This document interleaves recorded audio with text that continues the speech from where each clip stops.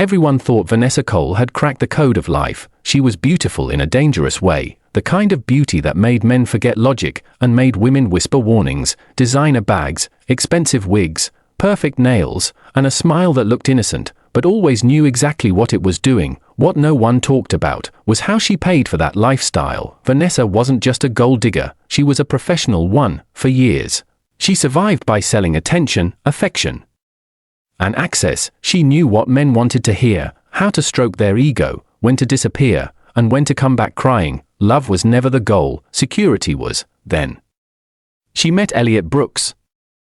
Elliot walked into her life like a miracle wrapped in a tailored suit. He drove luxury cars, lived in a modern glass mansion in the hills, wore watches that cost more than most people made in a year. He never flinched when paying bills, never checked price tags, never hesitated. To Vanessa, Elliot wasn't just rich, he was the finish line. She studied him the way a hunter studies prey, but Elliot was calm, controlled, charming. He spoke softly, laughed easily, and never chased her. That intrigued her. For the first time in her life, Vanessa was the one trying. Vanessa played her role perfectly. She stopped seeing other clients, acted different, talked about wanting stability, about being tired of the fast life, about wanting a family. Elliot listened. He nodded. He smiled. He never asked about her past, never questioned her spending habits, never tried to control her, and that felt safe. Within a year, he proposed, a massive ring, a destination wedding, photos that screamed power couple. Vanessa thought she'd won. What she didn't know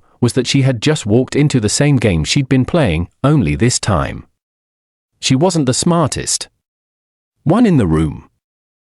Marriage wasn't what Vanessa imagined. Elliot traveled a lot, disappeared for days, came home tired, distant, uninterested. He never argued, never explained, never reassured, but the money kept flowing, until it didn't. Bills started arriving with urgency, mortgage letters, bank notifications, loan reminders. Vanessa ignored them. She thought it was paperwork, accounting stuff, rich people nonsense. After all, everything belonged to her now, or so she thought. The argument was stupid, a comment about him coming home late, a remark about her spending habits, nothing serious. But Elliot did something Vanessa didn't expect. He packed a bag. I need space, he said calmly. She laughed. You'll be back tomorrow.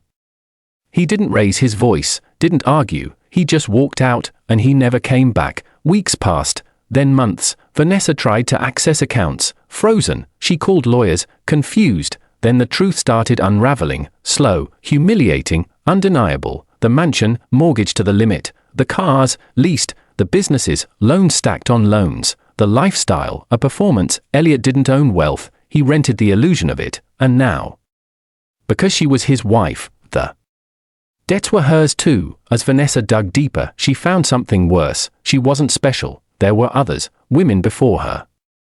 Each one dazzled, each one promised the world, each one left holding debt, while Elliot disappeared clean. He never stole money directly, he stole futures. Vanessa had always prided herself on control, but control requires information, and she never asked the right questions. Now creditors called daily, lawyers demanded payments, her name was tied to loans. She never even understood. The lifestyle vanished overnight, friends disappeared, luxury dried up, reality hit hard. For the first time in her life, Vanessa had to work honestly, and she hated it. The woman who married for money inherited responsibility instead. The woman who sold love was sold a lie. Elliot was gone, untouched, untied, unbothered, and Vanessa, once confident, once calculated, was left rebuilding from zero. Years later, Vanessa sat alone in a modest apartment, scrolling through old photos, designer bags she no longer owned, houses she never truly had, a marriage that was never real, and she learned a lesson no one had ever taught her. When you build your life on someone else's illusion, you collapse when it disappears. She played men for money, he played women with debt, and in the end, the game didn't care who started it, it only punished whoever believed the lie.